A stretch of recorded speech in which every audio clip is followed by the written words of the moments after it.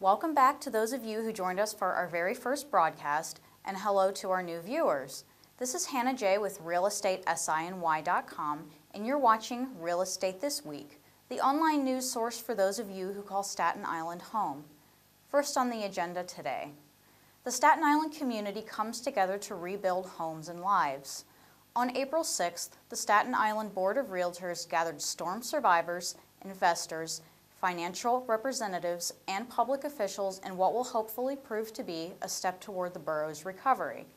Staten Island storm victims and real estate investors alike showed up in droves to attend the Post-Sandy Home Ownership Forum on April 6, 2013. The attendees in the audience came from diverse backgrounds. Perhaps the most surprising aspect of the event, at least according to panel members, was how many storm victims were attending an event mostly tailored to realtors.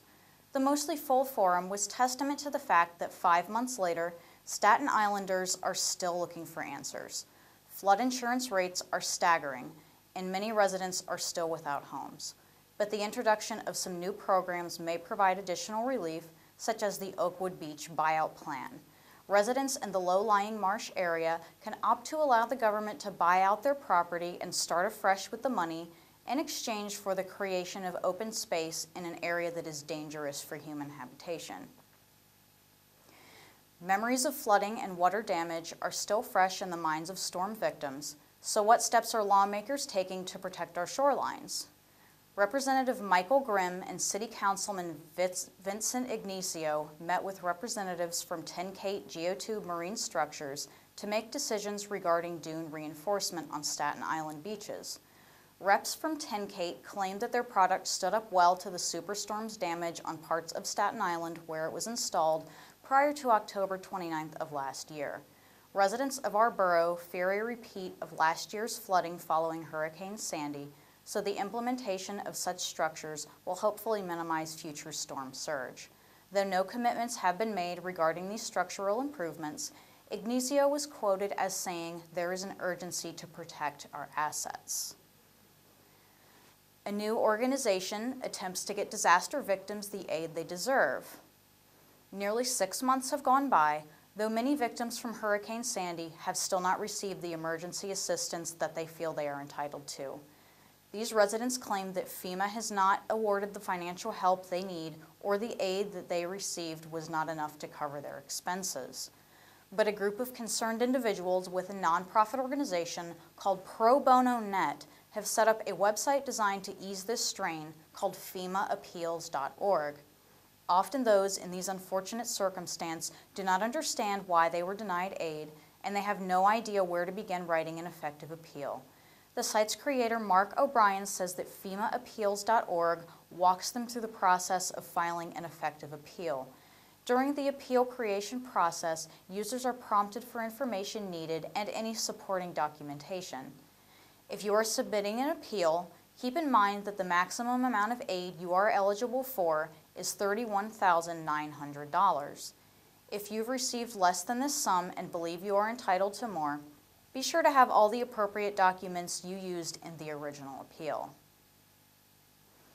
Temporary housing relief has been extended for hurricane victims. FEMA has extended the maximum stay for guests living in hotels under Transitional Sheltering Assistance Program until May 1st. Hurricane victims who cannot return to their storm-battered homes have been granted an additional 17-day reprieve while they work with agencies toward more permanent housing solutions. Homeless storm survivors are provided with a hotel room free of charge while they get back on their feet. The deadline had already been extended from March 21st to April 14th of this year, and it continues to be evaluated in accordance with need. Low-income New Yorkers are earning less, according to a new report. The Population Reference Bureau just released a report claiming a higher percentage of adult workers in New York City are working low-wage jobs than at the start of the Great Recession. In 2007, 31.1% of workers over age 18 were making less than $12.89 an hour, and today it's up to 35%. On Staten Island, figures are less, at 27.4%, but still higher than 22.5% in 2007. All in all, over a quarter of Staten Islanders hold low-wage jobs. The culprit? The report claims that jobs paying a livable wage are increasingly requiring at least a bachelor's degree. FEMA's Public Assistance Program is providing relief aid to get Staten Island pumps up and running again. Senator Charles Schumer announced on April 10th that the city's repair of 4 municipal pump stations on Staten Island, which were badly damaged in November's storm, will finally be reimbursed. The pump stations are located at Cannon Avenue, Mason Avenue, Nautilus Court, and South Beach. During Hurricane Sandy, saltwater flooded the underground vaults and destroyed much of the electrical equipment like fans. The effort is part of a $5.1 million reimbursement package for New York City's pumps, and this new legislation will hopefully restore their working conditions to what they were before Sandy. The federal funds will be distributed in such a way that tax burden will not fall on an already storm-weary New York. Little ones have a new outlet for their imaginations. The New York City Department of Parks and Recreation has opened a brand new playground as part of the Blue Heron Nature Center in Annandale. Funded by Borough President Molinaro, the Blue Heron Tot Lot is the last of 5 to be developed on Staten Island. The new Tot Lot features a woodland theme with play equipment and resembles logs, boulders, and other natural structures. The 4 new Tot Lots for the youngsters' enjoyment are located at Corporal Allen V. Kivlahan Park, Silver Lake Park, Drumgoole Road and Rathbun Avenue, and the Greenbelt Recreation Center. A well-known grocery franchise is expanding. Key Food will be opening 3 new locations in Staten Island by June 2013. The initiative will create about 200 new jobs in the borough. The first new store, opening in early May, will be located at 244 Arden Avenue, the site previously housing the King Collins Supermarket. The South Beach store is scheduled to open in early May as well at 300 Sand Lane, and the last of the 3 at 109 Port Richmond Avenue will open its doors in June. The neighborhoods were chosen because there are no other supermarkets nearby. The Key Food brand was first developed in Brooklyn in 1937 and currently includes 133 independently owned grocery stores across New York, New Jersey, and Pennsylvania. Time Warner Cable is now available for more Staten Islanders. The cable giant has expanded its coverage to the Staten Island's West Corridor. The increased presence of Time Warner's fiber optic networks should enhance the development of businesses in the largely vacant area. The network has been extended by 57 miles as part of the $1.3 million West Shore project. Time Warner Cable teamed up with the Staten Island Economic Development Corporation to provide the West Shore with faster internet connections. 25 businesses in the area will be plugged into the new services, and hopefully more companies will soon spring up along the shore. Time is of the essence for New York City workers, and you may soon be able to shave a few minutes off of your morning commute. Mayoral candidate Christine C. Quinn has called for more select bus service in Staten Island to reduce commute times. During her speech on Thursday, April 11th, she addressed an audience at LaGuardia College, stating that she wants to shorten commute times for Staten Islanders to an hour or less. Quinn talked about the importance of public transit for middle-class families and for economic development in general. Possible expansion of the ferry service will also be addressed. Another blow to the commuter's pocketbook. In March, the Verrazano-Narrows Bridge toll was hiked yet again, much to the dismay of Staten Islanders. The increase for residents jumped up from $7.72 to $8.52 for those who pay cash, and $5.76 to $6.36 for those who use an Easy Pass. For non-residents, the toll now reaches a staggering $15 for cash and $10.66 for Easy Pass users. With the mayoral election inching closer, the ever-increasing bridge toll is a hot-button issue for potential candidates. The high toll rates for crossing the Verrazano Bridge are not only a financial burden for commuters, but they also discourage business from residents from other boroughs. For Brooklynites wanting to pay a visit to our borough via the Verrazano-Narrows, whether to dine at a Staten Island restaurant or to visit one of our museums, the price can be overwhelming. The high toll rates are detrimental for job creation in Staten Island. Those vying for the mayor's seat will be expected to not only sympathize with residents about the toll hikes, but to present a plan to provide toll relief. An old chewing gum factory is back on the market. The building once used for Wrigley's gum production many years ago is now for sale to the tune of $8 million. The former manufacturing plant, owned by L.A. Dreyfus Co., closed its doors in 1949. The sale of the vacant warehouse in Rosebank is part of a larger initiative to expand the commercial and residential districts on Staten Island's North Shore. Architect Raymond Chan purchased the property in 2003 for $3.4 million, and plans were set to convert the building into luxury waterfront condos. The plans never materialized, however, and the property is still up for grabs. Most of Chan's building plans are still intact, and the development of luxury apartments would be a huge economic boost for Staten Island. Now on to the current mortgage stats. The mortgage rates continued downward this week. The 30-year fixed rate decreased to 3.64%, and the 15-year fixed rate decreased to 2.89%, and the 5-year adjustable rate decreased to 2.70%. These declines are due to economic uncertainty, according to the Department of Labor's Employment Situation Summary. If you remember from last week, the ADP showed that 158,000 new jobs were created in March, but the Department of Labor showed different numbers. Their report showed that only 88,000 new jobs were created last month.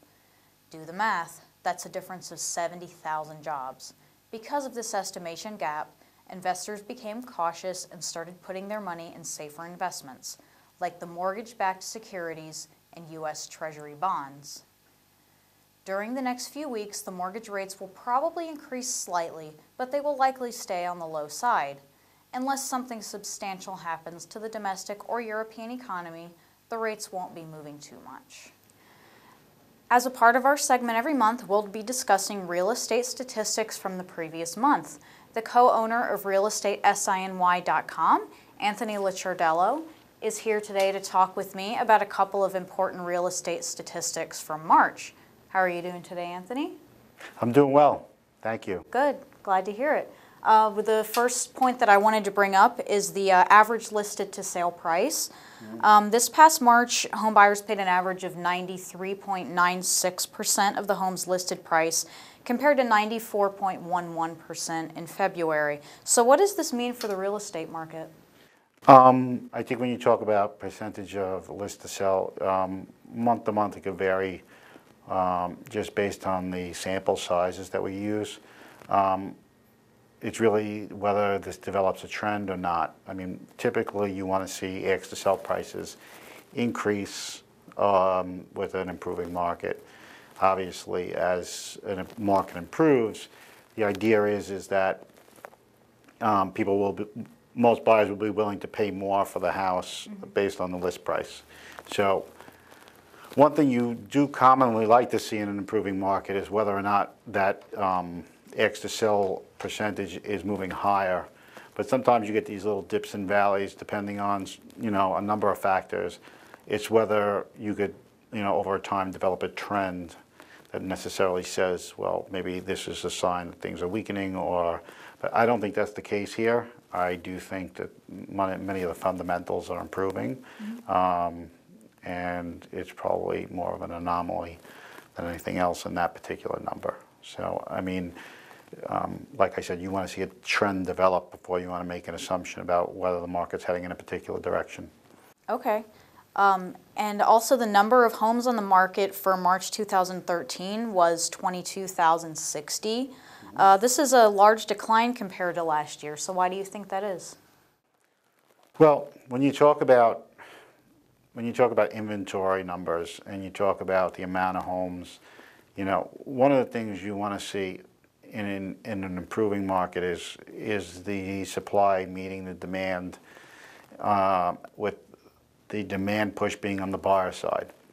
One of the things that this is very indicative in this market is we're seeing a very, very low number of houses on the market overall, and how that kind of plays into really the buying decisions that people are making. Are they going to bid higher for the houses that are currently available? And I think right now the way we're looking at it is there is definitely a demand side push with a supply side pull down. The seller's market. It would indicate that. You know, I think I'm going to stop short of saying that it is completely, but I think over time, as people start to understand what a seller's market will bring in the coming months, it's really interesting to see how that's going to play out. I think, you know, I will say that most of the crisis stuff that we've seen, a lot of it's past at this point. But I will tell you, sellers are a little nervous about getting their house on the market. I think that does have to do with the low number really is indicative of is can they afford more house for the money? If they decide they're going to sell, where are they actually going to move to? And what we're seeing is you know, I think, you know, a good sense of things is are they in fact feeling comfortable about that potential move? And I think one of the biggest concerns, it's not really talked about much, but I think one of the big concerns is the recent payroll tax increase. I think it's taken some money out of people's discretionary budgets, which is causing them to tighten up a little bit. Specifically sellers, because they kind of track their monthly expenses, including their you know, their mortgage expenses and just the expense of just, you know, daily living. And this is just an additional expense into that, you know, into that arena. Would it be safe to assume that the market is slowing down? No, that wouldn't be a safe assumption at all. I think the market has some things to shake out, and we're past the tail end at this point. The fundamentals are much, much better than they were. You know, when this crisis broke, when the crisis broke in 2007. But I believe that for the first time, I think things kind of, there's still, you know, some confidence questions out there, and you know, but the good thing is that the demand side is the stronger side. Demand side is a good indication that the market's actually heading in a good direction for the first time in a while. It hasn't been the case for quite a bit. The problem is that they're coming onto the market with not much to choose from, which is a little bit of an oddity overall, because you say, oh, you know, your list of sell prices may not be in line, and you know, with what you may expect with a market like that. I'll tell you, I've been doing these statistics really since the crisis began, and there's all sorts of crazy anomalies that happen within the statistics, especially when you're dealing with just the Staten Island statistics, because again, you're dealing with a much lower sampling. So really what it comes down to is, is the market going to improve where you start getting a more equitable balance between sellers and buyers in the marketplace? And that's going to be interesting to see. I think we'll watch that over the next coming months, over the coming months into the summer. And you know, I think, you know, but overall, I will say this: there's nothing indicating anything of any weakness whatsoever at this point. Okay. There are some things that definitely need to be looked at, you know, moving forward with with some of the other issues that are coming up on the table, especially, you know, globally and you know, right here at home in the U.S. Okay. Well, thanks for sitting down and spending some time talking about statistics, Anthony. No problem. Look forward to doing it again. Okay. Definitely. Now, for property owners based on Staten Island, we're going to present a segment to you this week with Irena Popilevsky, the co-owner of realestatesiny.com. Irena's going to be telling you what buyers on the island are looking for in a home. Now, the first thing I want to ask you, Irena, is why is now a good time to sell on Staten Island? Well, the housing inventory is at a 14-year low. This means there's fewer homes on the market, low interest rates, and values that are starting to go up are enticing buyers to buy now. We're seeing a high list-to-sell price ratio, lower days on the market, and an increase in multiple offers. That all translates to a great time to sell. And are any of your current clients looking for specific types of homes in particular neighborhoods? Sure. As a matter of fact, we have a considerable amount of buyers looking for specific properties, like colonial, high ranches, townhouses, and condominiums. According to our latest inquiries, there's a high demand for these types of homes in Bull's Head, Grasmere, Great Kills, and Eltingville, Huguenot, New Springville, Heartland Village, Princess Bay, Richmond Town, St. George and West Brighton, Toad Hill, and Southeast Annandale. All right, good to know. The next thing I want to ask you is, why should homeowners list their property with our company, realestatesiny.com? Well, it's a good question. Our ability to proactively market every neighborhood on Staten Island is attracting a large number of buyers waiting to move into your neighborhood. The demand is greater than the supply, and we have a long list of requests from buyers that are ready to take action today. If you're thinking about selling, now is the time.